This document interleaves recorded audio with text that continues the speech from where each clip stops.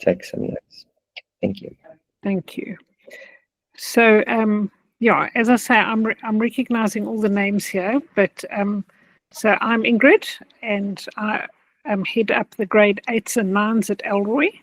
Huge privilege to be able to do that. And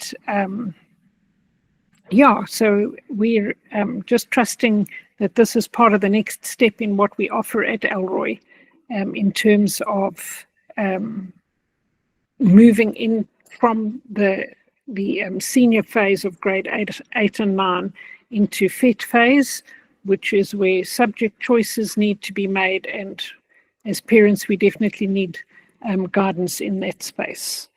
So yeah, so this is me. I think you all know me, but yeah, and Lisa hiding behind her off camera who's part of the team with me and Peter. So yeah, so welcome.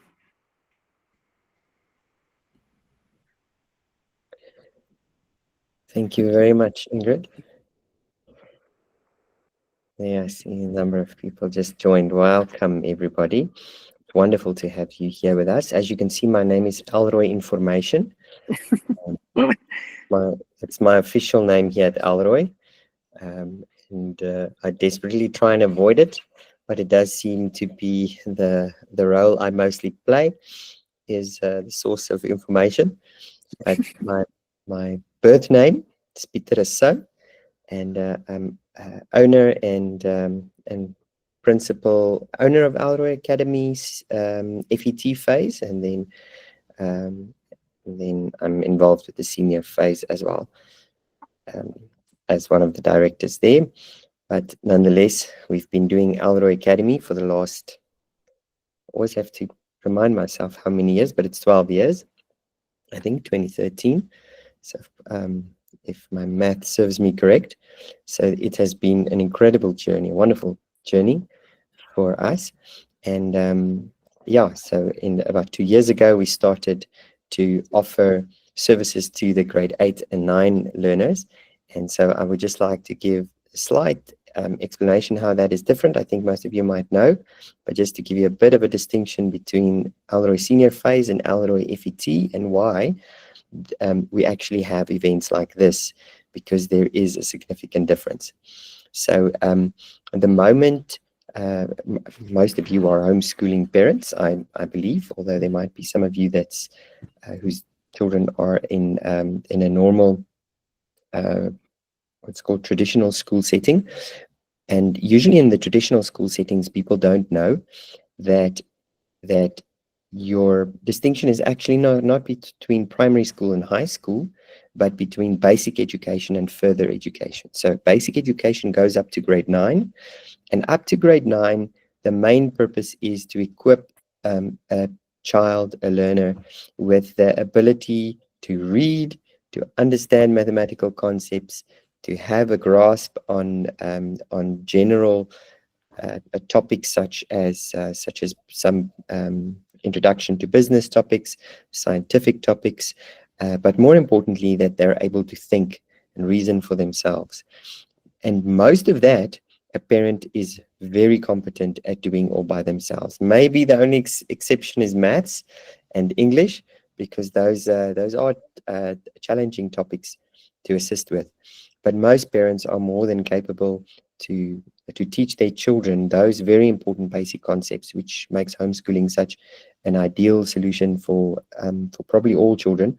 And what a privilege that many of our parents can be involved in that. However, because there are still challenges as a homeschooling parent, especially now with legislation, is you need to be able to give your child a curriculum that is at the same standard, at least, as what they do at schools. You should be able to track their progress to know that they are indeed learning. And finally, you should be assessing them at the end of every 3 years. Now, mostly at the end of every 3 years, nothing is going to hinder you from moving on. But the problem comes in when you get to the end of grade 9. At the end of grade 9, that learner must go to grade 10. And grade 10 is a completely different ballgame. Now you're entering into a qualification. So up to grade 9, you're just doing I don't want to say just doing, it's the most important part. You're doing basic education, but a parent can offer that. A parent, unfortunately, cannot offer their child a certificate in the end. Mama druk a certificate at the end of grade 12. No university or employer is going to accept that. So in order for you to get a valid matric, or and there's alternatives. There's the National Senior Certificate, there is GED, there is Cambridge qualifications. There are options for you, but for all of those, they are formal qualifications. So now you need to engage slightly different. Now the mother, of course, can always still continue to teach their child, usually on much fewer of the subjects than before, but at this point, the child now enters into what's called further education and training. So that's grade 10, 11, and 12. So on Elroi Academy side, what we do is we have the two parts to Elroi Academy when it comes to learners in grade 8 and 9. In other words, you're typically high school entering ages. We offer the support for the parent, because in our view, you are still doing homeschooling, but you might need help, especially with maths, the languages, and then curriculum for most of the other subjects. And you also need some means of tracking their progress to make sure that they are learning and actually preparing themselves, learning sufficiently to prepare themselves for the next phase, which is much more stringent. And then the final thing that we need to do is we need to assess you with competent assessors. So at the end of the year in grade 9, no matter how good you are as a homeschooling parent, you can't create your own assessments and then assess your own child and issue a report that a qualification that is a valid entrance to a qualification. But institutions that have competent assessors can do that, and that's where we come in as Elroi Academy senior phase. Then our Elroi Academy FET phase takes over, where we have qualified teachers for each one of the subjects, and we offer a qualification. I'm very proud to say Elroi Academy is probably the top-rated distance education provider in South Africa.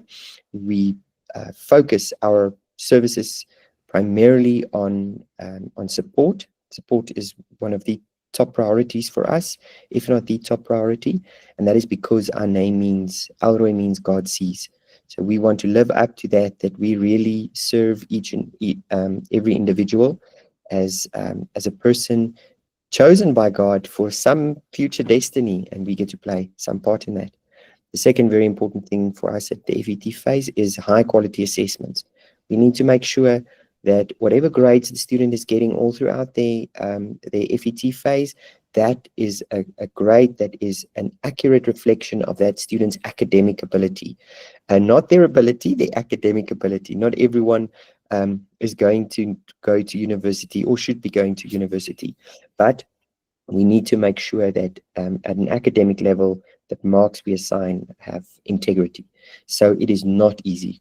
Most grade 9s get a tremendous shock when they enter into grade 10.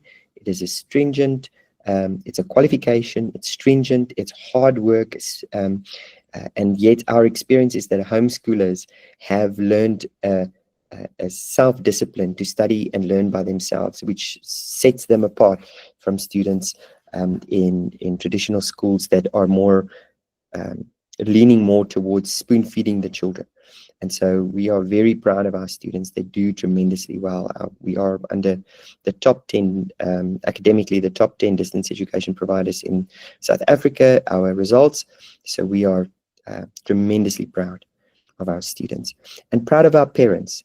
Very proud of our parents. We're really grateful for the support and the encouragement and the work that you grade 8 and 9 parents do to prepare these kids. We really enjoy working with you, and I'm really grateful that we get to spend this evening with you. Now that's enough about Elroi Academy. I'll say one more thing. One of the very important things for us is recognizing that as students doing distance education, some of them maybe are in tutor centers. You don't necessarily have the resources available to support your children with things like educational psychologists or professional career counselors that many schools have on staff.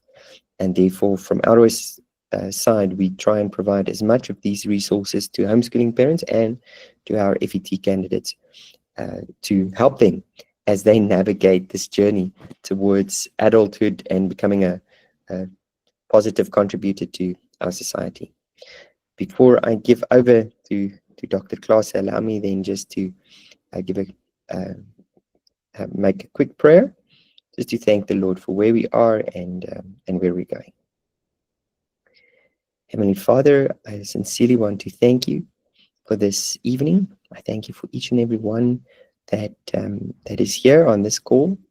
Lord, I know that they are here because they care about their children, they care about their children's future. And no matter how much we do care, none of us care as much as you do. And therefore we say thank you that we know their future is in your hand, and you shape them and you direct them into the paths that you've chosen for them.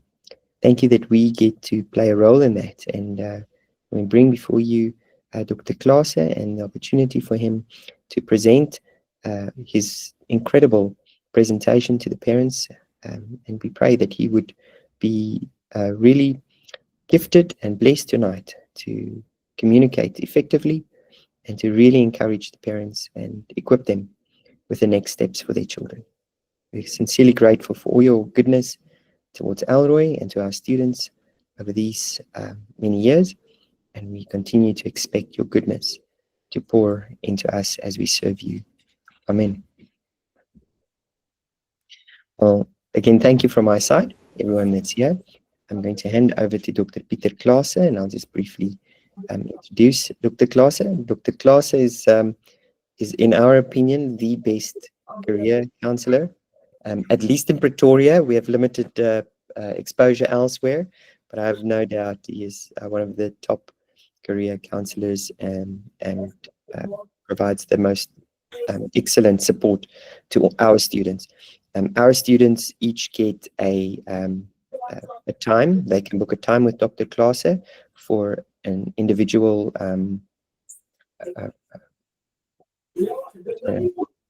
the word escaped my mind now, I'll get to it just now. Consultation, for individual consultation, and he gives wonderful reports, and we are getting great feedback. So Dr. Klaas, I'm going to give over to you. You know yourself and your qualifications much better to introduce yourself to the people, but thank you very much for your time once again, and thank you for making yourself available. Thank you so much, Peter. Can I just make sure you can hear me clearly now? That's okay. Now, thank you very much for the invitation once again, and thank you very much for that compliment. I hope you are recording it, that they can play it over and over, because I don't often hear that. But it is really a privilege for me for the past number of years to be involved with Elroi. I almost feel like part of the family already.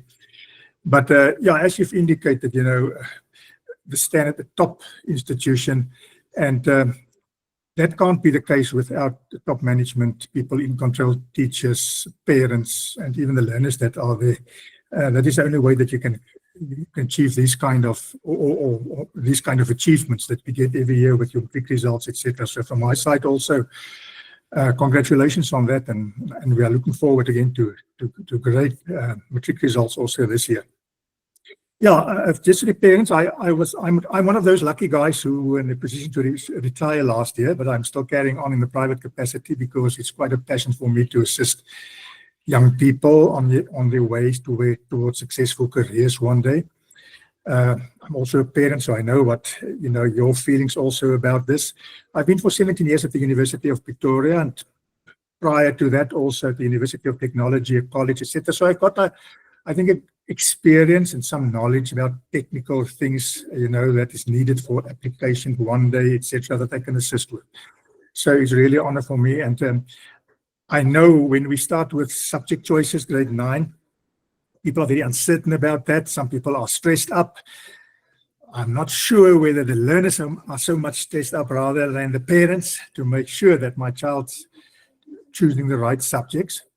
But you are right, this is a critical phase actually of planning for a future career for your child. And people don't always realize that that the actual planning starts in grade 9 with subject choices. Because if you make the wrong subject choice, then it can be quite a disappointment when you get in grade 12 and you have to apply for a tertiary institution and you drop the subject that you need or that are a required subject.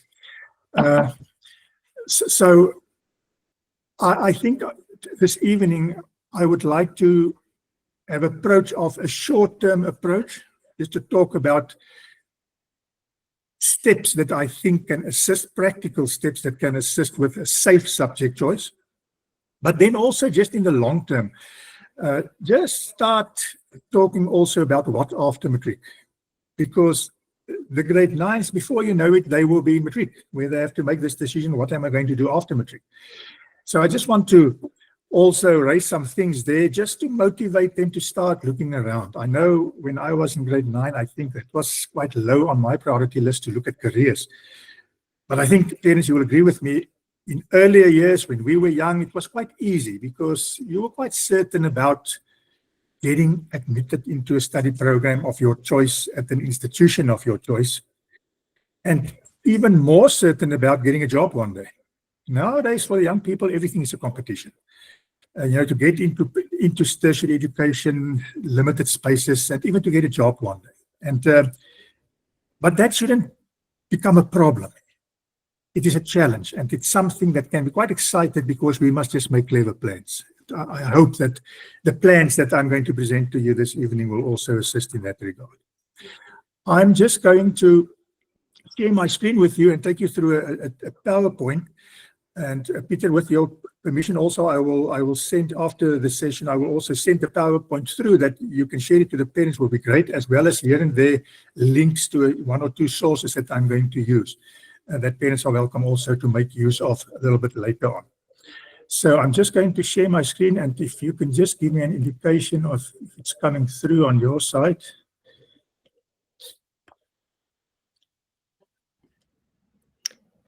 Can you see that? There we go. Okay, right. I decided the topic this evening is make a realistic grade 10 subject choice, with the emphasis on realistic. I always say a safe subject choice, but now I'm talking about the realistic one. Because parents, sometimes people make choices because you want the best for your child, but it's sometimes not realistic subject choices or realistic choices in general. I had a case a while ago of a student that was quite a good academic achiever, average, but this person still has mathematics, but he's not passing mathematics. And as a result of that, because he's struggling with this subject, I think it have a negative influence on his average because he's concerned about this subject, and it can become toxic and influence all his other subjects negatively. That on the one side, it's put a lot of stress on them. But I understand their thinking about this because they say that if you have mathematics, then you have a wider scope that you can go into, which is true. But one must just realistically think about it, that if you don't pass a subject, you are not that good off. So then it's better to maybe in that specific case, look more to mathematics, literacy, etc., which is more in the capability of this child, and that will be a more realistic choice. And I'm sure also with the effect that this whole average will go up. But we will touch on that later. So just be aware while we are going through this that we must be realistic. I thought of starting off on a negative reality that we are faced with, and this is the reality. In South Africa, 30%, almost 30% of first-year university students drop out in their first year of studies. That's scary if you think about it. If you just think how much money and time is getting lost in this way. And about 50% of students within the first 3 years of studies, they drop out. And that is something that we would like to avoid happening to your child. Because that can be quite a big disappointing thing if a student is starting studies we think a little bit future music now, but if you're starting at the end of the tertiary institution and you have to drop out because it's becoming a psychological thing, and we don't want that to happen to your child. And the reasons for that is, there's quite a number of reasons, but one of the biggest reasons is or a few of them, unrealistic grade 10 subject choices. You know, because they get at 12, they've got a certain, at that stage, they know what you would like to do. But they dropped certain, or they didn't take certain subjects that are required, and now they just pick a plan B. And when they enter the university, they realize this is not what I would like to do for 30, 40 years after studies, because that's a reality. And then they drop out. Others are wrong career and study choices, a huge problem. People entering programs and they don't really know, what am I going to do with this qualification? I applied for a BSc biochemistry because I meet the requirement, but I have no idea what career am I going to do with that. We'll touch on that also. Then the academically unprepared people that are not, you know, they're not hard workers, they don't have self-discipline, all those things. And the huge problem also is wrong study methods and time management. That's becoming a big problem when they are at a tertiary institution where there's loads of work. And if they didn't, you know, have the right or sound study methods and time management at school level already, that can be a big problem for them also at the tertiary institution. So my message, if there's also grade 9 learners this evening, but also to them through the parents, yeah, enjoy all the things around you that you can enjoy, the social, those things must all be part of everyday life, but start thinking seriously about your future, and then also, you know, a little more where we are currently with subject choices. And you cannot really make subject choices if you don't know what your talents, your abilities, your aptitude, your personalities, and also have information about careers before you make your study choice. I mean, a child can't make a study choice if they don't know what they would like to become one day. And I know immediately you will tell me, yes, but they are grade 9, they are young, they don't know what they would like to become. I know that. But at least we've got ways of establishing what is the general field of interest of your child. If your child is in the sciences, that's enough that we need to know to decide on subjects that he must choose, to keep all his options open. If he's not interested in the sciences, but more to the business world, it gives us enough information to know what will be realistic subject choices. And then also instilling in our students, you know, our children, be serious about your academics. This is one thing that can guarantee admission into study programs one day on the tertiary level, and that's your marks. And then also, as I've indicated, healthy study methods, time management, that can also assist. Now, I'm always talking about the academic thing. We must touch on that because that is really between impossible or possible. Your academics can make everything possible for you, because this is the reality. At tertiary institutions throughout the country, we annually receive many more applications for first-year studies than they can, that they have spaces for. For instance, at the University of Pretoria, out of my experience about 2 years ago, we had about 53,000 applications for first-year students for studies in the following year, and we only have space for 9,500. A year at, I think it's Wits or somewhere, or UJ, more than 100,000 applications for also about 10 to 15,000 spaces. So immediately it must tell you the importance of academic achievement, because obviously if they have to select students for those few spaces, they are going to look at the academic mark, the average. In some cases, like your arts or your visual arts or those kind of music, okay, then you will have you know, other practical things that they will consider, maybe interviews and all auditions, etc., etc. But for the most, your academic marks are the most important thing. This is what will happen with most, I think, most of the learners of your children also, but I believe will apply for tertiary studies when they are in grade 12, you know, to start the following year. In that case, when they are going to study or apply early in their grade 12 year, they won't have matric marks. And that is sometimes people don't know, they don't realize that your grade 11 end exam marks are actually the most important marks when it gets to admission or conditional admission into a study program. So I always tell the grade 9s, listen, start focusing on as high as possible marks at the end of grade 11, the end examination of grade 11. Because you are going to apply with that mark, you will be considered for admission based on that mark. Yeah, and that is the importance of that. And when you cannot be permanently admitted, but you can be conditionally admitted based on your grade 11 mark. And then obviously you can't relax in grade 12. In grade 12, you must still maintain that mark to meet the minimum requirements. And when your matric results are then released, then the university will just have a look and say, okay, you still meet the requirement. Now you can register. So it's of crucial importance to have that grade 11 mark as high as possible. Obviously, those people that's planning to have a gap year after grade 12, parents sending them to Hawaii or so just to relax after the stressful school career kind of a thing. When they come back and they then want to apply, obviously then they will have their grade 12 marks, and the grade 11 marks will no longer be applicable. Then they will apply with their grade 12 results. I want to take you through a few practical steps that out of experience I also learned, that can assist in making a realistic grade 10 subject choice. And those are the steps. I will just touch on each one of them. I just want to hide this thing. Right, step one is we must help our learners, our children, to believe in themselves, to have self-confidence, and to take time to discover their own interests and strengths. And I believe you as parents know that very well. But this is, when they don't have self-confidence, everything is uncertain to them. And that can also have an influence on just approaching this whole thing about where they are heading towards after matric in a negative way. The following step would be to start gathering information on careers.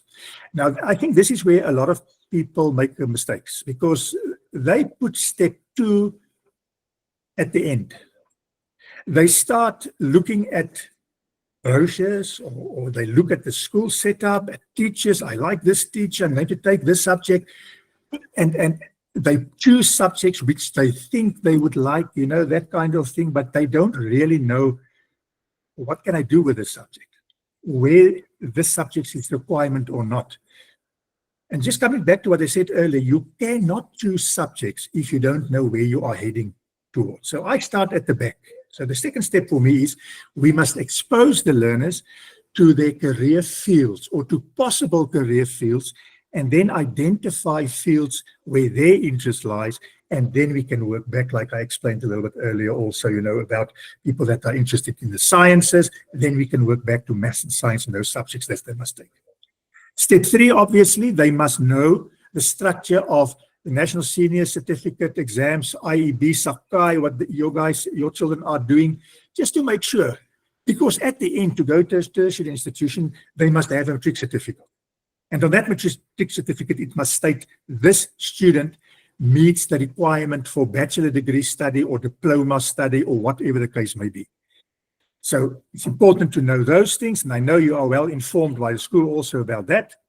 Step 4, according to me, is to make sure about the admission requirements at different institutions, tertiary institutions, because you will find that no one university or University of Technology have the same admission requirements.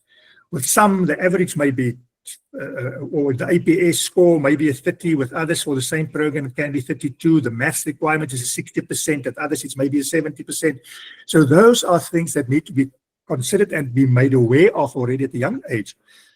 But you will see as we carry on, I don't only want to pay attention to subject choices, but also a way of letting your child know what kind of performance levels must I strive for to give me access.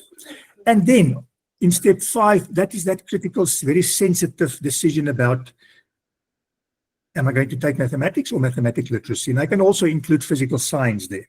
We will also talk about that, where we really need to be realistic. And then I think after studying or following all these steps, then we are at a point where we can now decide on a safe and a realistic subject choice. So if we take it from step 1, and I think that is probably for me one of the most important steps, is to take some time, just give a little bit of step back and start looking at your child. What are their interests? What are their aptitude? What are their personality, work ethics, personal vision, all the things that I mentioned there, because that must fit the career that they are going to choose one day. If your child is not someone that loves really you're working with people or close to people, please don't go for psychology. And you may maybe laugh about that, because there's a lot of people that do that because they see this career, psychology, as a status career. And then they go for it. Your child is not going to be happy there. So that is not a realistic choice. Another thing that I find when I'm now busy with a lot of consultations is a lot of people, you know, they don't even consider other qualifications rather than an academic degree. And then I test these children and I find out, but this guy is not academic at all, but he's very much into the practical things, you know, apprenticeships, those kind of things. But because people don't think that they can get a good job, you know, in that field, they just carry on and listen, you must study a degree. Unfortunately, there's a lot of people walking around with academic degrees getting no jobs. But there's a lot of practical people without degrees, which got apprenticeships, plumbers, electricians, etc., and they start their own businesses. And they will never look back financially or otherwise, and they are enjoying what they are doing. So your child's interest must really be the determining factor to say, you know, what they would like to be and what career they would like to consider one day. I'm going to give you also a practical way of establishing exactly what kind of career your child will be into. Another important thing that I would just like to add here is the whole thing about job shadowing. And parents, you know what is job shadowing. You know, if your child's interested in becoming an electrical engineer, please, from now, grade 9, 10, 11, 12, sometime during his school years, make an appointment with an electrical engineer and just go and talk to this person, just to make sure what the day-to-day environment of this person is like and what he is really doing. Because people enter study programs because of expectations or perceptions that they have about the career. And those perceptions is usually coming from what they see on TV, you know, all those kind of things. I always mention this example because I think it's a good example. A lot of people, I think in all the years that I've been at the University of Pretoria, law was the most popular program. Always full, but it was also the program. I get a lot of first-year students that ended up in my office and then they wanted to change programs after a week or two or a month. And most of those students were law students. And then I asked them, but why? Why did you choose your law? Why are you in law?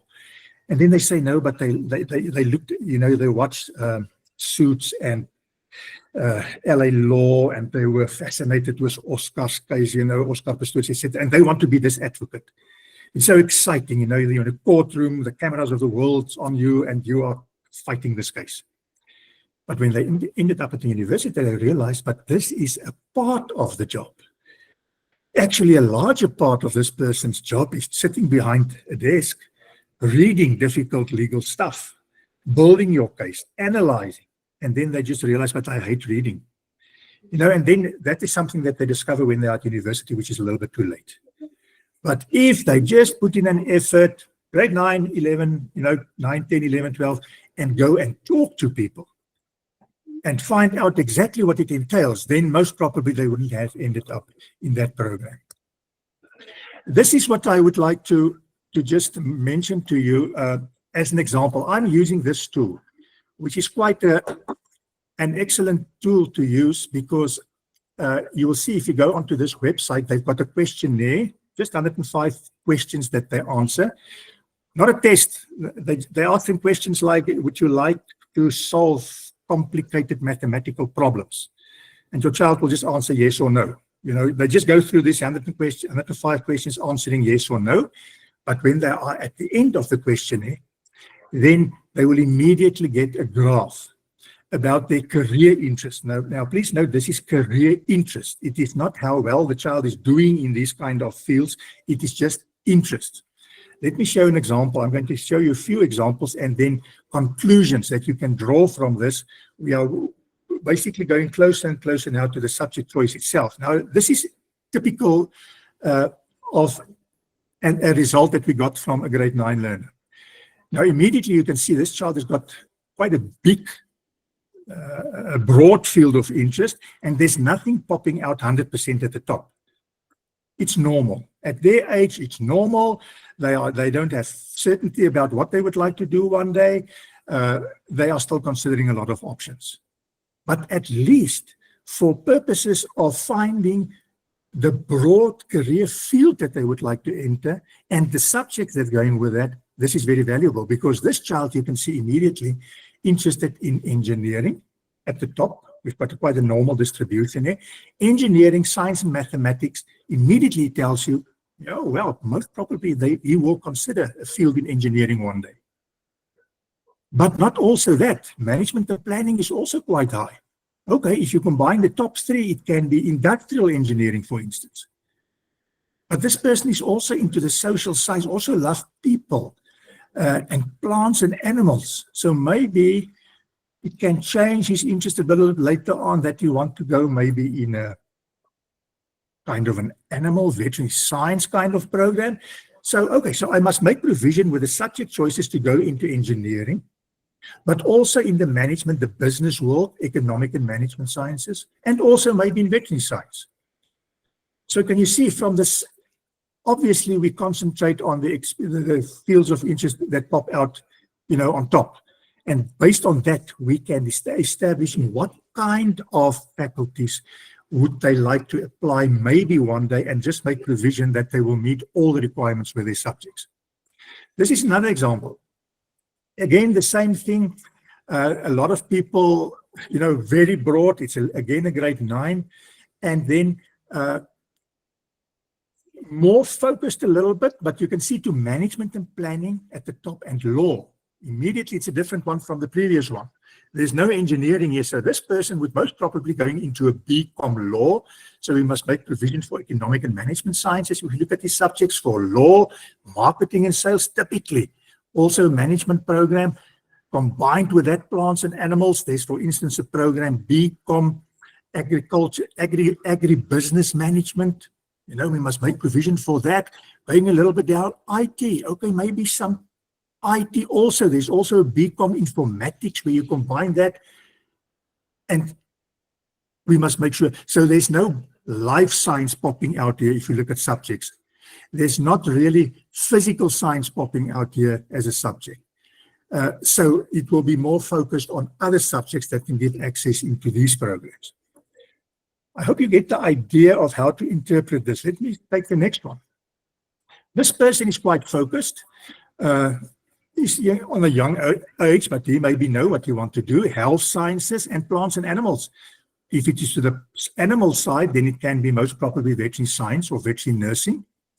If it's only the health sciences, yes, then we must make sure for medicine, dentistry, all those programs that these subjects can take into one of those programs. Sport. If you combine the sport with the health sciences, it can be maybe biokinetics. That program also falls within the health sciences. So if we cater for this child, we must have a look at health science faculty, veterinary science faculty, and there's a little bit of management and planning, but he will in any case meet the requirement with his subjects for the economic, the business environment, if he meets the requirements, the subject requirements for the health sciences or the veterinary science. So those are just 3 examples, that you as a parent can maybe get a good idea about in what fields the interest lies. And then this is not going to change a lot. It may change a little bit, get a little bit more focused when they go through careers that I will explain to you a little bit later on, where they are exposed to certain careers that they don't know about, and that will pique their interest, more or less. And then maybe this can be a little bit more focused, but it won't change a lot. Now, that was we've covered now step 1. And the other thing, sorry, if I can just go back. What is very nice about this program, if I get back to the careers that I told you, I want them to explore careers. The moment you have this graph in front of him or her on the screen, and you click on health sciences, for instance, then it will open up a whole list of careers that are in the health sciences. If you click on plants and animals, if I remember well, if you click there, there's 3 pages full of careers within the plants and animals field. And there's careers there that your child will discover that you've never heard about. And that is exactly what we aim to do. So he will see careers that he doesn't even want to look at, but there will for sure be other careers that you would like to have a look at. And what is very nice, when you click on that bar there, it opens up the careers. You just browse through the careers. If you want more information about the career, you click on that specific career and you get concise, interesting information, not long, boring stuff, telling you exactly what this person is doing. It gives you a heading, what do I study to become this person? Going back, as I've said, you look at the career, it tells you what you must study. That will also help with the subject choices.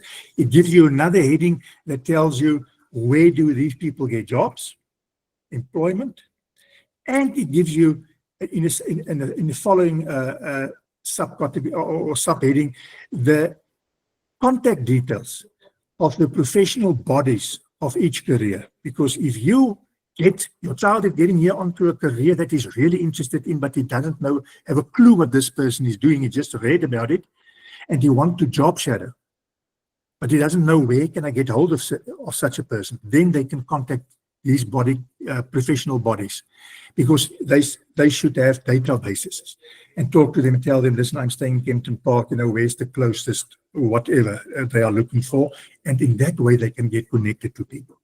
And which is very nice also, right at the bottom, when you go through each career at the bottom, right at the bottom, they've got a video clip. And I've watched a lot of those video clips. It's excellent video clips. It's short, 5-6 minutes, not going to bore your child. But when they click on that one, it shows them the environment, the working environment where these people are doing, and very briefly what they are doing. So it is not, while they have that kind of a tool also in source, I still want them to talk to someone that is in the career. But only that video can also give them a very good idea.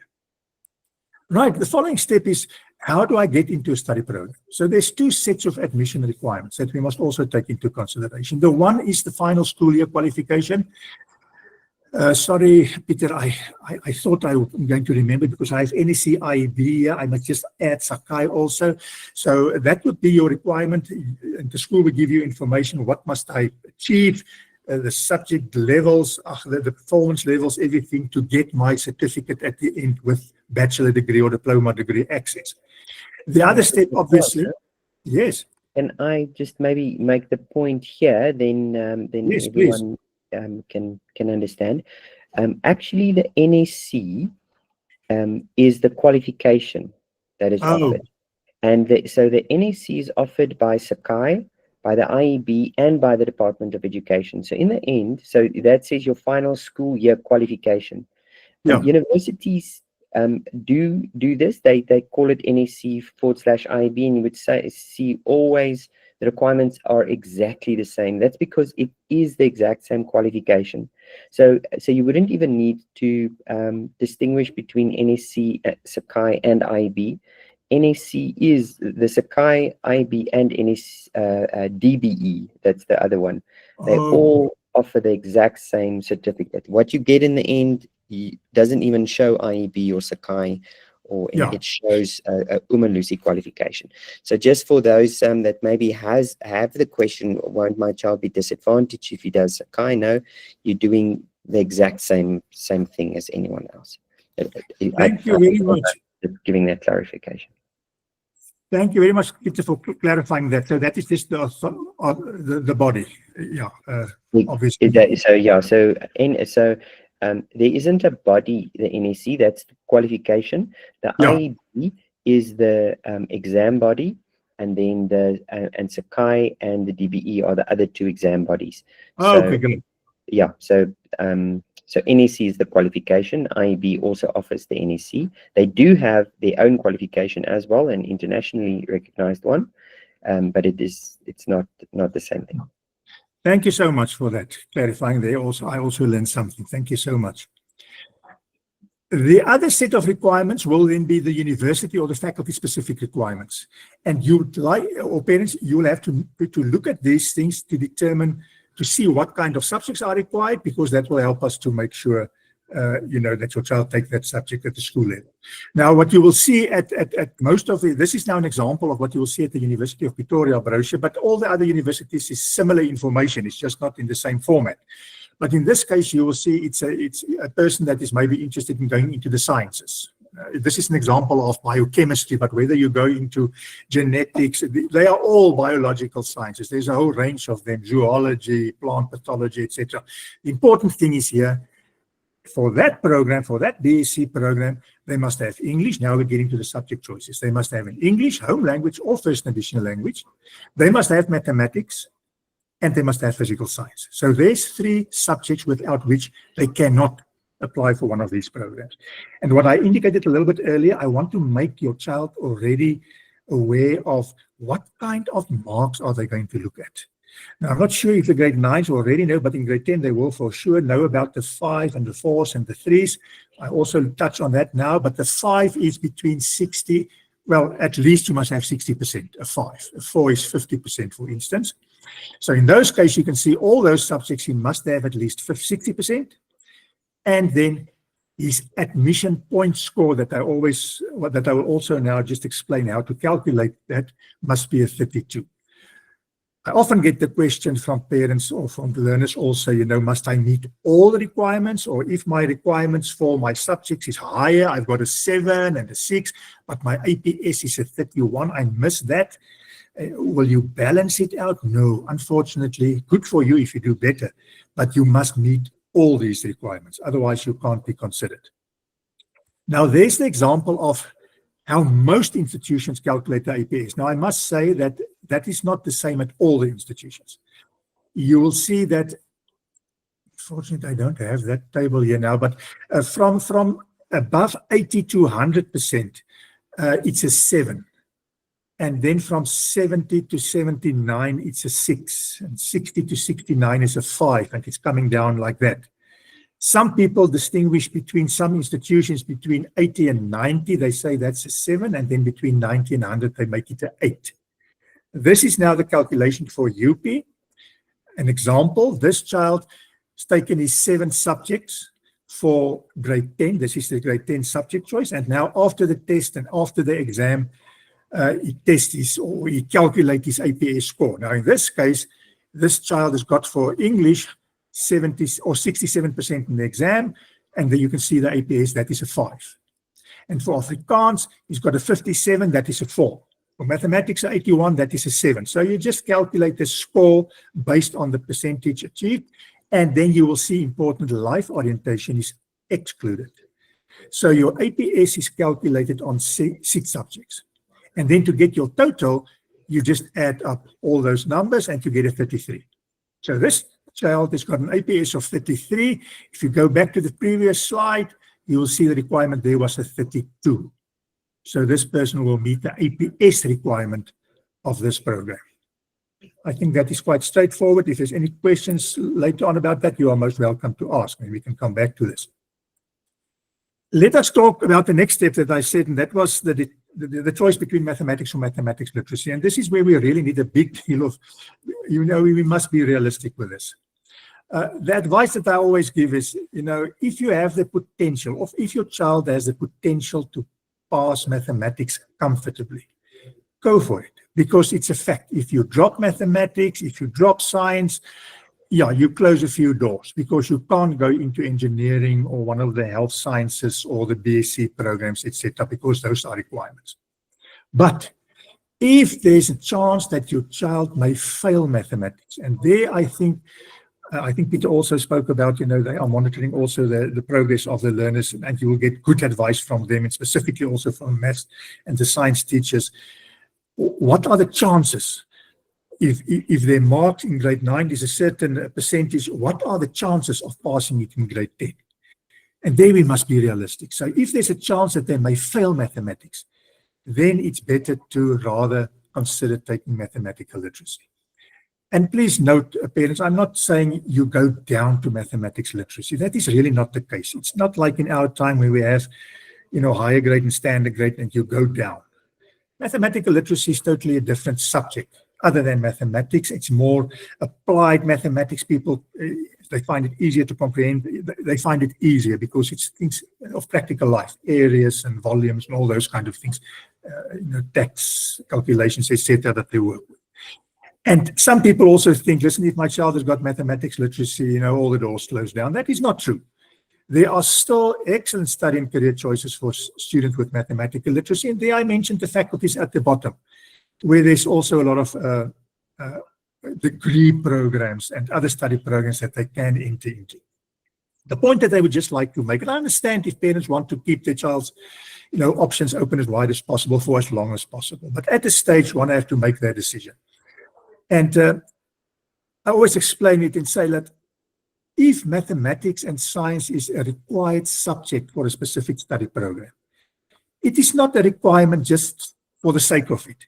It is there because it's needed to be successful in that tertiary study program. You are going to take mathematics or physical science or whatever in your study program. So if you are struggling on a school level to pass that, we are really setting up our children for failure. If you want them to go into the university and expect of them to pass it there, it is not going to happen. So I just like to ask parents again to be very realistic when they make this decision, and to think also about their child, not to put them in a situation where they are later on so stressed up that it's becoming a psychological thing and negatively impact their whole average, their whole APS score, that they at the end can't apply for any program. So good luck with this sensitive decision that you have to make. I'm almost done. This is what you will find. I will send you the link to a brochure that I compiled when I was still at the University of Victoria, just to explain and getting closer to the subject choices now. Now, you will see in that brochure, I've listed all the faculties. I'm going to explain, I think I just an example here of 3 of the faculties. So what I did is, in the Faculty of Humanities, if you went through this exercise, you see your child's interest lies into the law or one of the art fields or something in the humanities, then obviously you will have to make sure that your child's subject in grade 10 will give them access to one of these programs. I've listed all the programs there. You will see it in the brochure. And important now, the subject choice. Required subjects for all these humanities programs is English and mathematics, only in those 3, when they want to do speech language pathology, audiology, or that one in arts, philosophy, politics, and economics. If they are not interested in one of those 3, then they don't have to have mathematics. But say, for instance, they are now interested in becoming a speech language pathologist. Then, if you go to the right, that is the subject package. Now, you'll see at the top there, grade 10 subject package. What must be included in this grade 10 subject package? Okay, firstly, they must take 2 languages, of which English must be one of them, so the English requirement will be covered. I'm talking about the typical subjects that they must take, so they will have to take the 2 languages. In this case, for those 3 programs, they must have mathematics. Okay, so that will be the child's 3rd choice. And in any case, for all the programs, they must have life orientation because they don't have a choice. It's a compulsory subject that they must take. So to enter those 3 programs in humanities, your child, the critical subjects will be 2 languages, mathematics, life orientation. So he's got 4 critical subjects. The other 3 subjects will be electives that we will get to just now. I just want you to get the idea about the critical subjects at this stage. If we look at all the other humanities programs, law, languages, all those kind of things, you will see the only requirements in English. So in those cases, if you go to the right, they will still have to be there, take their 2 languages, which English will be one. So English will already be covered. In this case, the child can take maths or maths lit, and they will be able to get access and also life orientation. Again, those critical subjects. I hope you understand what I try to do here. Let us go to the next one, maybe another example. Very important programs, the health sciences. Now you'll see on the health sciences table, all the programs, I only listed 4 there, but obviously there's a whole lot of them. Requirements, English, mathematics, physical science. Now there's more critical subjects. If you go to the right, still they need the 2 languages, of which English will be one, which is covered. And by the way, they can have it on the home language or first additional language. This person must have mathematics, must have physical science. There's another one coming into the package, physical science and life orientation. So in this case, there's 5 critical subjects. So if your child has got these 5 subjects, they can apply for any program in this faculty. It doesn't the other two, the rest of his package to fill up the 7, don't really matter. It can be any subject. It can be drama. It can be music. Parents, you will know, when we were younger, if someone wanted to go into the health sciences, they had to take the straight 6 at school level. All the difficult subjects, otherwise they didn't consider them. Now it has changed. People enter now that took music, drama, tourism, CAT, because the moment they do, they look at average. We want the average as high as possible, the average that is reflected in the APS. So we want them to take subjects that they enjoy, that they find easier to get the average of, but in the same time, they must meet the critical subjects. Now, I also think you picked up now that if a child with these subjects meet the subject requirements for the health sciences, he will automatically meet the requirements for the humanities, the one that we had just in the slide before. Let's go to the next one. Also a very popular program or faculty, the economic and management sciences, those people who want to become accountants, CAs, investment managers, marketing managers, all those kind of business fields. Here you will see the requirement English, mathematics. So again, 4 critical subjects. If you go to the right, 2 languages, mathematics, physics is not necessary, mathematics and life orientation. 4 critical subjects and 3 electives that they can take. Okay, I think you've got the idea now about just first is and so if your child is out of that graph that you complete or that you looked at, if your child is maybe interested in economic and science, management sciences, and the health sciences and the engineering, you just go to all 3 of those tables and you're just going to see what subjects are needed and to cover all those faculties. Then it's a safe subject choice. Let me just talk about those electives. You know what the critical subjects are now. Yeah, and the plea from my side, parents, please, as far as possible, make studies a little bit easier for your child also by looking at these subject choices. I really want them to include in their subject package 1 or 2 subjects that they find easier. Because if they have maths and science, you know, that is quite a heavy load and it's difficult work. So the moment they add 1 or 2 other subjects that is not critical subjects for the program he wants to go into, and he finds it easier, his average will go up, his or her average, and it will take off the stress of this difficult maths and science and English that they have to take as critical subjects. Now, I'm not sure, Peter, about the range of subjects that is offered, but that will be information that you can get, obviously, that Elroi will also communicate with you, you know, whether it's, I know people often take drama or music or CAT, computer application technology, or tourism or history, you know, those subjects that they can do well in. That will be up to each and every one to decide, but as long as you just make sure that you meet the critical subjects. I think we can just talk, if there's questions, we can take questions because there's a lot of technical things here, but I'm just going to stop there. And I think that is my last slide, and then I will just stop sharing, and then we can just talk about that.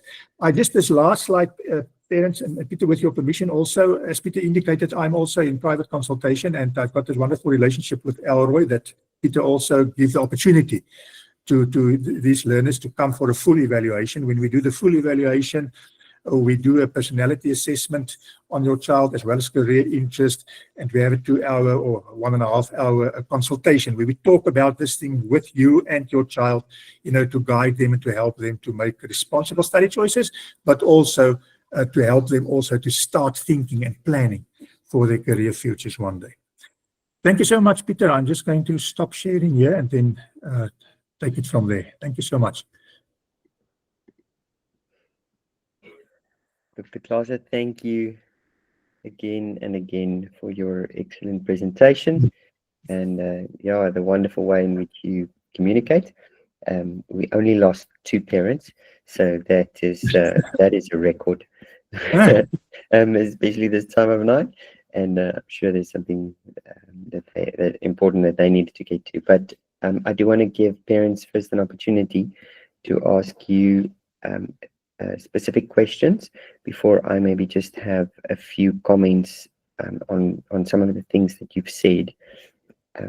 If anyone has a question for Dr. Klaaser, you're more than welcome to put up your hand, introduce yourself, and ask your question. also welcome to put it in the chat if you're not confident to speak on the recording. I'll read out the question.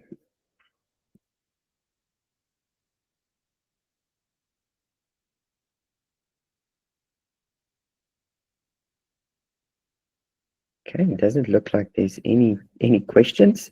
That's great. I hope that means that any questions you had has been answered by Dr. Klaaser, or maybe you just feel completely overwhelmed.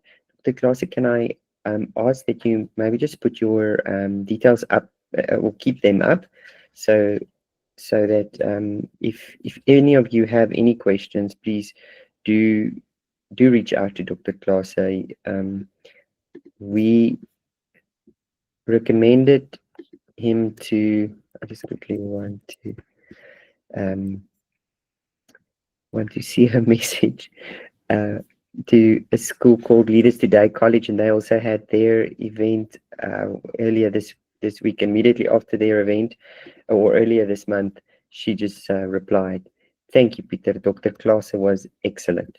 So he's so keen to help, and he will be very happy to assist if you have any questions. There's his contact details. Just give him a call and he will assist. In most cases, it might, I think it might require a little bit more of a practical approach where he does a presentation, and for that, or not a presentation, a consultation and an evaluation. So for that, I just want to see the date. I'm going to give you a code there in the chat, 2608. There is the code EA2608. That is the code for, if you attended, write that down, and you can use that as a registration, a discount code, in which you will get a discount from Elroi's services, or from if you register for grade 10 with us, and that would also include a free consultation with Dr. Klaaser, a complimentary consultation with Dr. Klaaser if you register before the end of October. So that discount code will be valid till the end of October to get a significant discount on our services, as well as a free consultation with Dr. Klaaser. Let me say free. It's not free for Dr. Klaaser. He's worth every cent you pay him, but it would be on us. So we will cover the cost of that consultation. Just a few comments from me based on Dr. Klaaser's presentation.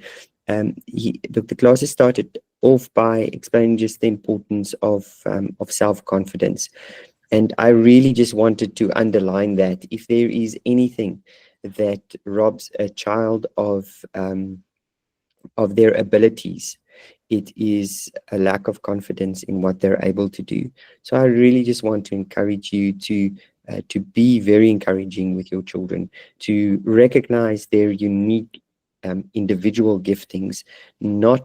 No two children are the same. All of you know that. I don't need to tell you that. But we as parents really, especially our firstborns, grow up. They are very responsible. They're usually good academically, and we tend to compare the rest of our children to them as well. I'd really want to encourage you to find the uniqueness of your children, encourage them in their unique giftings, discover them, and help them to grow in those areas. Give them, we don't have self-confidence automatically. It's not something we are born with. It is something that people grow in us. So and there's no one whose approval and encouragement they need more than their parents. So please continue to encourage them. I know this is a very difficult stage for, well, actually, I don't know. My kids aren't there yet. My eldest is 12. So we're slowly inching our way to the teenage years, but it might be a difficult period to find good things to praise, but they are there, and you know that. I really just need to encourage you in this. They need to know that they can do this, regardless of what career they are going to choose and what subjects. And so then that next important thing is you need to make sure that you know your child. No one no one should know your child better than you. You have journeyed with them a long time, and I'm sure many of you have very important other things that keep your attention. I know for me that has become a priority for me, to make an effort to know my children, to know what is important for them, to know their interests and their talents, because otherwise I tried to form them into my own image. So I want to encourage you to know your children, spend time with them, and spend time with them doing things that they enjoy doing, so that you can understand their interests. And then another comment just on the maximizing the APS score. I'm so glad Dr. Klaas, he's not mentioned it before, so I was so happy that he said it now, that it's not now anymore about taking the best, all of the best subjects like it was in our time. You had to have life sciences and geography or technical drawings, or if it's not a critical subject, you don't need it. Take the easy subjects, and I hate saying that, because I want the kids to be learning. I want them to be enjoying what they learn, and what we're basically saying is take easy subjects so that they can get good marks and go to university. In the end, your child should choose subjects that they enjoy doing, and then they will get good marks. But if they are not children that enjoy studying, then by all means let them take tourism. Next year we even want to add religious studies, which is not Bible study. Religious studies is a very simple, straightforward subject that kids can score high in EGD. But there's a number of other subjects. Tourism is not a difficult subject. We have our tourism teacher here today. These kids do tremendously well. I think our average is almost 80% for tourism, and that's your average. So students do tremendously well. So some of our best students that go and choose high academic careers take tourism, because it improves their APS scores. And so really do not doubt taking about your elective subjects, to take subjects that will really just boost the final average in the end. We see that. So just so you know, Elroi Academy does primarily do matric rewrites. That's how we know, Dr. Klaas, is we primarily strategize getting students to, 1, pass matric, and 2, to get access to university. And if we weren't successful in that, we wouldn't have lasted all these years. And we've grown in our understanding of what is required for that. So not all students need to go to university, by all means. But if you have that as an option, wonderful. So I do want to just really warn against this pressure that comes from parents. I see it every year, to insist that their children take mathematics. And Dr. Klaas has said enough about it. I won't harp too much on it, but I do want to encourage you, if your child is not enjoying mathematics, mathematically inclined, they are not worse off with math literacy. On the contrary, they're better off with math literacy, because the chances of you actually getting university admission with math literacy is higher than if you take maths and you score low. If you don't have enough subjects above 50, you don't have university admission. So if you are going to take maths and not get at least 50, really 60 plus, then you're actually doing that child a disservice. You are taking away opportunities at university, because they end up not getting a bachelor's pass at all. Now, I say that knowing that all kids can do maths, but not all kids want to. And that is critical. If you don't want to, you definitely don't want to go into a career where maths is so crucial. So if a child does not know that they want to go in a career that is going to need maths, it's better to take math literacy. Again, because when it comes to the APS score, to get a 7 in math literacy is not difficult at all. To get a 7 in maths is grinding hard work, especially if that's not a strong natural talent. So that's all I wanted to say from my side, but I do want to give you just one more opportunity if you have any questions. Dr. Klaas, I see your hand is raised. So, thank you, Peter. If I can just add, sorry, I forgot to mention that what you said about the electives, the easy subjects. We must just also, parents must just also be aware that the examples that, or the brochure that I'm going to send you is for the University of Victoria. Obviously, as I've indicated, other universities may have different admission requirements. I just want to add there, you also have to look specifically people who are interested in the health sciences, for instance. Most of the universities, only strangely as it may sound, they need maths, English, maths, and science, not life science. But Stellenbosch, for instance, and University of Free State, they require science and life science. If your child is going into that way, that may be a good idea to add life science as a subject to keep open all the options. The same, I think the same apply for people who want to go into CA program, chartered accountant, for instance. Accounting is not a requirement. But you will for sure have an advantage above the other students in the first year if you've taken accounting at the school level. But it's not a requirement. There's a lot of students that enter the program and are successful without accounting. But that is also just a decision that parents will have. Sorry, thank you. No, that is, I'm so glad you mentioned that, Dr. Klaassen, because I think the important thing is that you have to do your homework. Don't even just rely on our advice. Go do your homework so that you're confident in the end that you've made the best decision for your child. But Dr. Klaassen is 100% correct. You are going to be at a disadvantage at university if you didn't take subjects that helped you prepare for that qualification. So it does make sense that you do choose subjects like accounting if you're going to accounting direction, or life sciences if you are going to choose a medical field, or any of the natural science field, really. So it does make sense, and hopefully if a child does go in that field, if they didn't want to take life sciences, they shouldn't be going in that field to begin with, if that is going to be their field of study. So in the end, it really does point back to what are their interests. But it's no good they're interested and they don't perform well enough to get good enough marks. Thank you. Parents and visitors, is there any questions? You've been very quiet. Usually works like this. Once one person has had the confidence to ask a question, then more pop up. But I don't think there's anything.